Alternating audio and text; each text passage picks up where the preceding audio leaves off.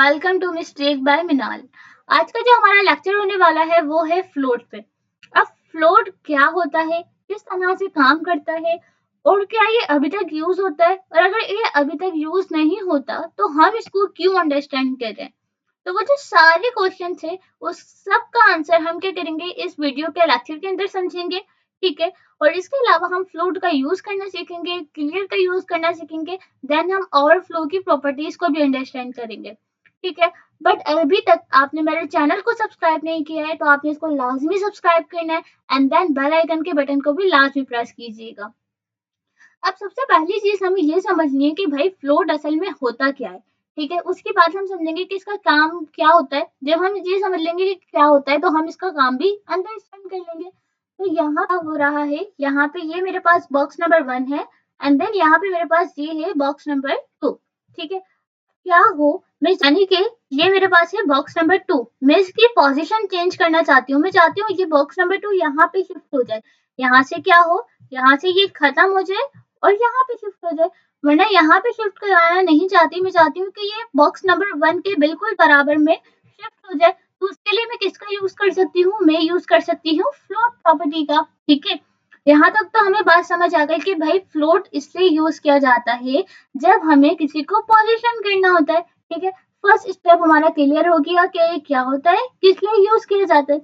अब सेकंड चीज हमें क्या समझनी है कि हम फ्लोट का अभी तक यूज कर रहे हैं तो ऐसा नहीं है। ठीक है, जो हमारे पास ओल्ड वेबसाइट्स होती थी, यानी कि पुरानी जो वेबसाइट्स होती थी उसके अंदर हम फ्लोट का यूज करते थे, मगर अब फ्लोट का यूज जो है वो बहुत हद तक खत्म हो चुका है। ठीक है, 90% तक खत्म हो गया है, जस्ट 10% लोग अभी तक उसको यूज कर रहे होते हैं।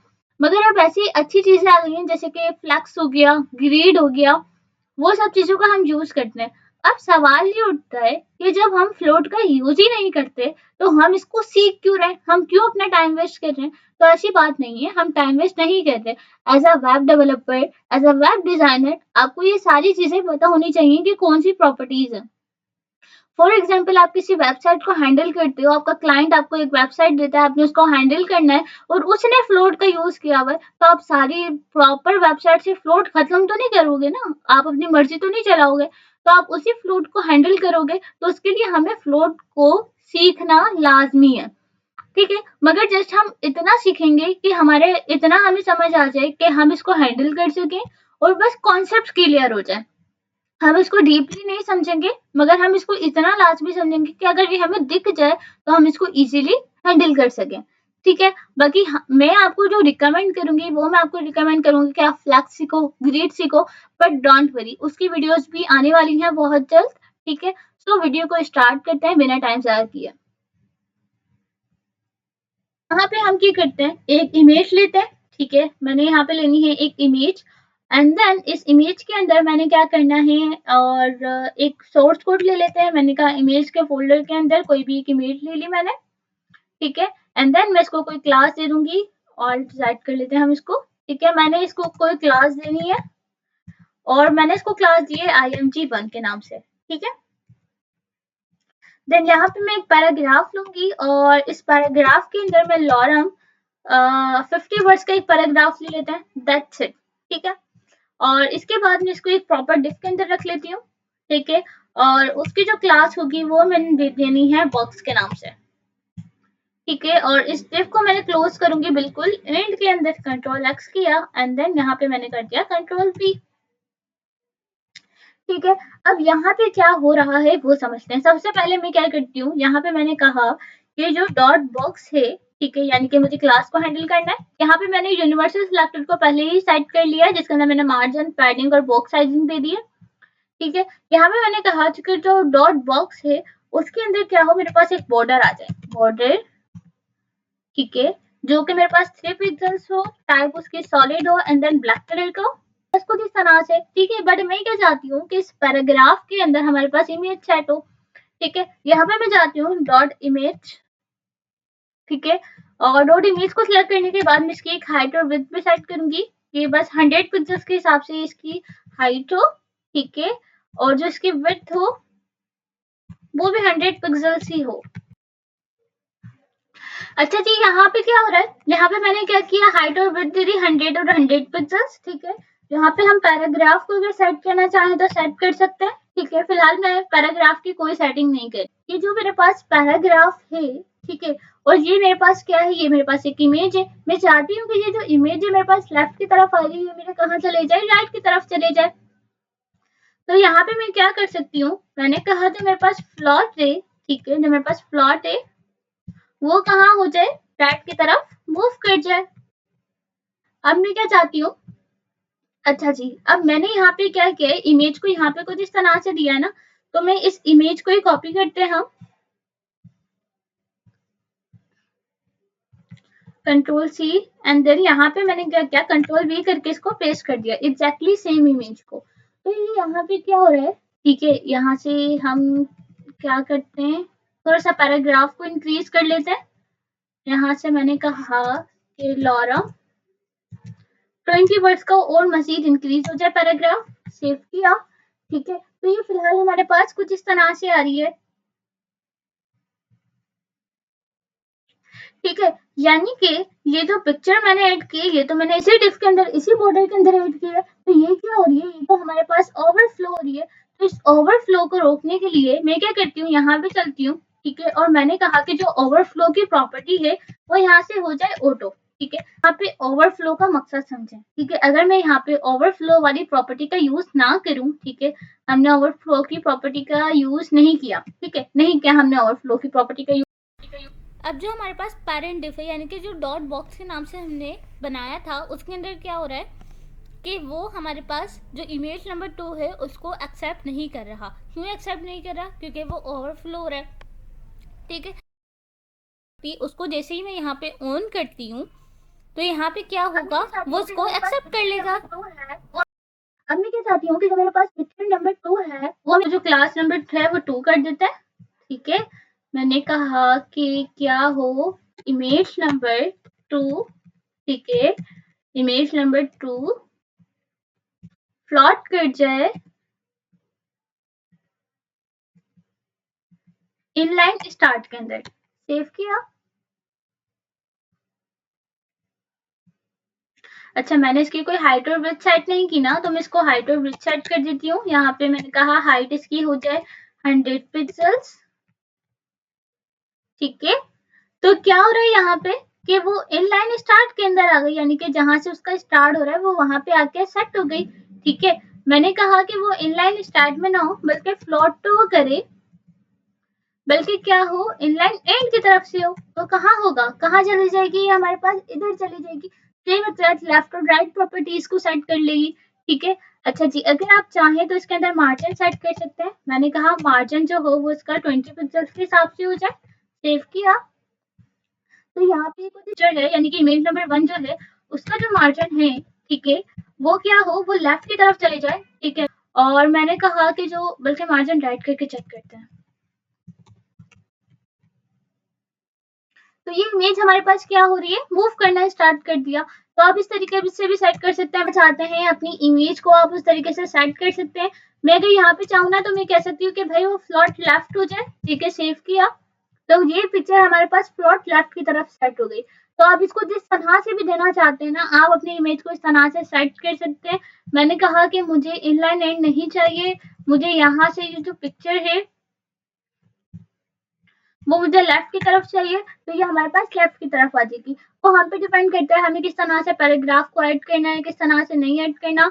जैसे कि मैं यहाँ पे गई और यहाँ पे जाने के बाद मैंने मजीद पैराग्राफ ऐड किया और इसके अंदर मैंने कहा कि लॉरा 150 के हिसाब से आ जाए, एंटर किया और सेव किया। तो ये हमारे पास कुछ इस तरह से दिख रहा है। ठीक है, और बस इतना भी समझ आ गया कि अगर हम जब ओवरफ्लो करते हैं तब क्या होता है, तब अगर जैसे कि कोई चीज ओवरफ्लो हो जाए इसका किस तरह से यूज किया जाता है। तो वो सारी जो चीजें हैं वो कुछ इस तरह से काम करती है। ठीक है, अब हमें फ्लोट तो समझ आ गया। ठीक है, अब इसी तरीके से यहाँ पे मेरे पास फॉर एग्जाम्पल 2 इमेजेस हैं। ठीक है, यहाँ पे मैं इसी इमेज को कॉपी करती हूँ, कंट्रोल वी किया, कंट्रोल एस किया। ठीक है, यहाँ पे क्या हो रहा है, मेरे पास 2 इमेजेस हैं जिनको मैंने एग्जैक्टली सेम क्लासेस दी हैं और ये कुछ इस तरह से आ रही है। मैं क्या चाहती हूँ कि ये वाली जो इमेज है, फॉर एग्जाम्पल आपको इस तरह का काम करते हैं। ठीक है, इस तरह से हमारे पास इमेज आ रही है। यहाँ पे मैंने इसको जो क्लास है वो इमेज नंबर 3 दे दी, सेव किया। ठीक है, और इस इमेज के साइज वगैरह सेट कर लेते हैं हम यहाँ से, कंट्रोल C एंड देन यहाँ पे कंट्रोल V, और इमेज नंबर 3 सेव किया। तो ये फिलहाल कुछ इस तरह से दिख रही है क्योंकि इसके अंदर मैंने मार्जिन पैडिंग वगैरह भी दी है, ठीक है। मगर यहाँ से मैं मार्जिन पैडिंग को अगर रिमूव कर सकूं, ठीक है, मैंने यहाँ से रिमूव किया। मैंने यहाँ पे क्या किया, मैं यहाँ पे क्या करती हूँ, फ्लोट लेफ्ट रहने देते हैं, कंट्रोल H किया, हाइट और विड्थ रिमूव हो गई। क्यों भाई, हाइट 100 पिक्सल्स,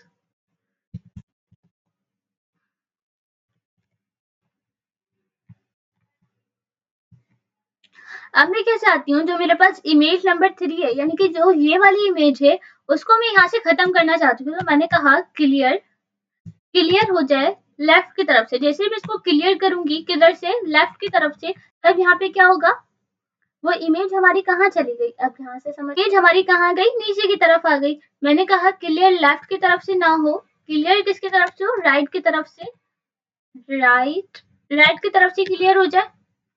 तो यह जैसे ही मैंने इससे कहा कि क्लियर राइट की तरफ से हो जाए, अब वो इमेज हमारी राइट की तरफ तो थी ही नहीं, तो वो एग्जैक्टली सेम जगह पे रहेगी। मगर मैंने कहा कि भाई मुझे नहीं चाहिए कि ये इमेज हमारी जो है वो यहाँ पे फिक्स्ड है, तो मैंने कहा क्लियर लेफ्ट हो जाए, तो वो इमेज हमारी मूव करके यहाँ पे सेट हो जाएगी। तो क्लियर प्रॉपर्टी हम तब यूज करते हैं जब हमें फ्लोट वाली प्रॉपर्टी को खत्म करना हो, क्लियर करना हो, बिल्कुल एंड करना हो, तब हम किसका यूज कर रहे होते हैं, क्लियर प्रॉपर्टी का यूज कर रहे होते हैं, ठीक है। तो इस तरीके से हम किसका यूज करते हैं, फ्लोट का एंड देन क्लियर का। यहाँ तक तो हमें सारी चीजें क्लियर हो गई। अब हम समझते हैं भाई ओवरफ्लो होता क्या है, ठीक है। यहाँ पे मैंने लिया पैराग्राफ, ठीक है, और पैराग्राफ लेने के बाद मैंने कहा कि इसको मैं क्लास दे देती हूँ, class is equals to para 1, ठीक है। जैसे मैंने इसको क्लास दी पैरा 1 के हिसाब से, ठीक है, मैंने कहा डॉट पैरा 1, ठीक है। इसको मैंने कहा कि एक बॉर्डर सेट कर दो आप, ठीक है, मैंने कहा कि आप एक बॉर्डर सेट कर दो जो कि है 2 पिक्सल्स का, सॉलिड का एंड देन ग्रीन कलर का, क्योंकि मुझे चेंज कलर चाहिए। सेव किया, कहाँ गया बॉर्डर, कहाँ गया, ग्रीन, मैंने स्पेलिंग मिस्टेक कर दी, ठीक है। तो ग्रीन कलर का कहा, जो इसकी हाइट है ना वो जस्ट यहाँ से 50 पिक्सल्स हो, ठीक है। तो मैं पहले जो मैंने नीचे सब कुछ लिखा है इसको हम रिमूव कर देते हैं थोड़ी देर के लिए, पैरा 1 तक हम रहने देंगे, और दैट्स इट।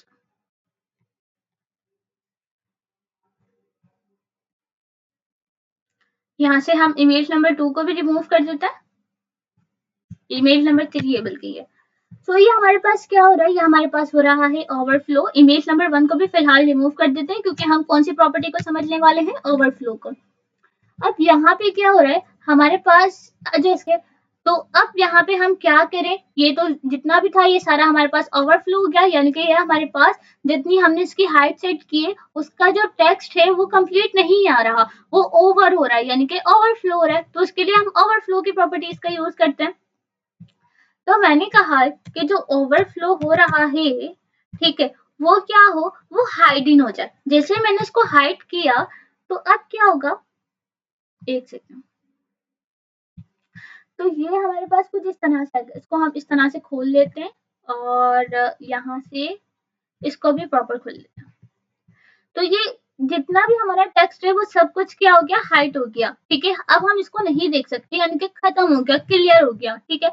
मैंने कहा नहीं मुझे हाइडिंग नहीं चाहिए, मतलब वो विजिबल तो हो, ठीक है, विजिबल तो हो। अब विजिबल के अंदर क्या हो रहा है, जो चीज़ हमारे पास लाइन खत्म हो रही थी वो लाइन अब हमें शो होने लग गई, यानी कि अब हमें सारी लाइन शो होंगी। इसके बाद नेक्स्ट प्रॉपर्टी जो होती है वो हमारे पास होती है ऑटो।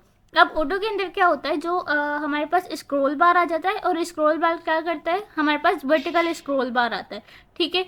इसी तरह से हमारे पास एक और प्रॉपर्टी होती है जिसका नाम होता है स्क्रॉल, खुद ही स्क्रॉल नाम होता है। इसके अंदर हमारे पास 2 तरह के स्क्रॉल बार आते हैं, जो कि हॉरिजॉन्टल भी होते हैं एंड देन वर्टिकल भी होते हैं।